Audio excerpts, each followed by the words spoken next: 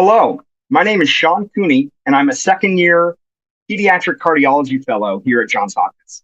My presentation is called Perioperative Metabolomic Profiling in Neonatal Cardiac Surgery Identifies a High-Risk Phenotype for Adverse Outcomes, and my mentor is Dr. Alan Everett. I presented this project last week at our Blalock-Taussig-Thomas Heart Center Research Day. Our work aims to improve post-operative outcomes in neonates undergoing cardiac surgery for congenital heart disease through the use of metabolomics.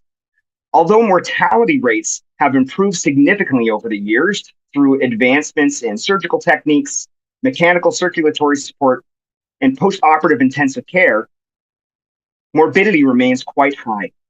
A big challenge in addressing this issue is the lack of risk models with modifiable variables. But metabolomics may offer a solution. Metabolites are the breakdown products of all the metabolic pathways in the body. In this field, metabolites are identified, and patterns in both individual and groups of metabolites are analyzed in order to identify risk factors for such things as post-surgical morbidity, insight into pathophysiologic processes that may drive these outcomes, and to discover unique targets for intervention.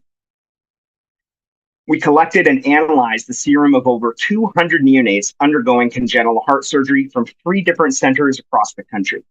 We then used machine learning statistical techniques to group patterns based on similarities in these metabolic profiles. What we found was promising. We saw that specific patterns of metabolite changes were associated with higher risk of morbidity, and other patterns were associated with lower risk.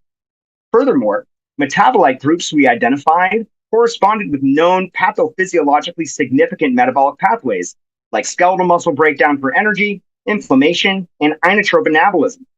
Furthermore, these metabolic profiles were not related to standard risk factors such as single ventricle heart disease or long cardiopulmonary bypass symptoms.